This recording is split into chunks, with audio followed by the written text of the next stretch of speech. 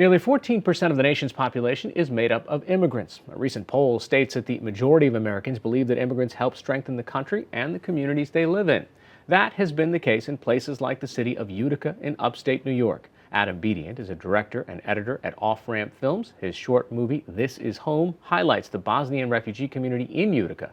And Andrew Lim is director of quantitative research at New American Economy, a bipartisan research and advocacy organization for comprehensive immigration reform. Thanks both for being here. Now, Adam, you grew up near Utica, not in Utica. For people who haven't watched your doc already, what was that town like? What did it go through? What's it like now?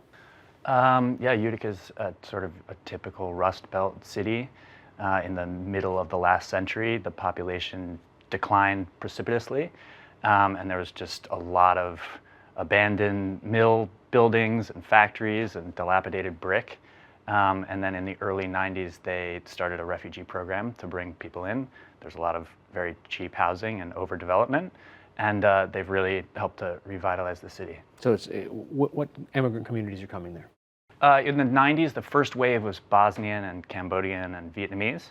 Now there's a number of African countries. There's a lot from Burma. It's one of the biggest influx right now. And if I was to drive down Main Street, how do I see that difference? I would say that the biggest example is that there was an old Methodist church right in the middle of the city, and the city was prepared to tear it down. And the Bosnian community decided that they would buy it, and the city sold it to them for next to nothing. And the Bosnians turned it into this huge, beautiful mosque, and it's part of the skyline now, and it's right in the middle of the city. Hey, Andrew, you've been looking at cities around the country, and what he's describing is not an anomaly. Definitely, and we started doing this research thinking that we would find similar stories to Utica, sort of cities in the Rust Belt or post-industrial cities that had struggled for decades with depopulation and things like that. But actually what was really surprising is that in other places, the Sun Belt or in California, for example, so Clarkston, Georgia is a great example, but also places like El Cajon in California, places that people of all walks of life want to live in. It's sunny, it's bright, it's warm.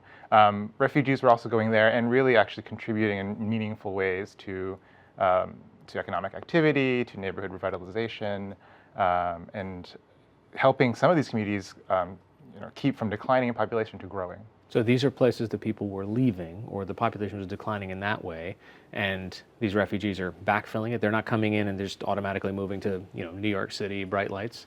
Well, refugees are sort of unique as immigrants because they don't really get to choose where they go. They're assigned a place based off of their characteristics, and so they kind of have to make the best of it, right? And they're assigned a place to go, and they really, what we found is adopt these places as their new hometowns, and they're really invested in them. And so the story that Adam's film shows is completely sort of characteristic of that. This idea to create a new life for yourself in America. What does the current administration or the position that the administration has taken toward refugees do to both of these? I want to ask you both this. I mean, there's a famous quote Stephen Miller had, I'd be happy if not a single refugee foot ever touched American soil again, right? Knowing that, how do the people in your documentary feel about what's happening in this country? Not good. I mean, it's hard emotionally for everyone there. You see it at the refugee center, who is having to lay off a lot of their resettlement workers because the resettlement program is ostensibly being broken. A lot of the refugees coming into Utica are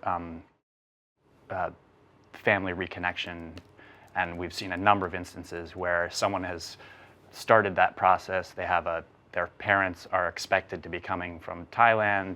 The case was opened, and now they're it looks as though the case has been dropped and they can't find any information and may not be able to reconnect with their family.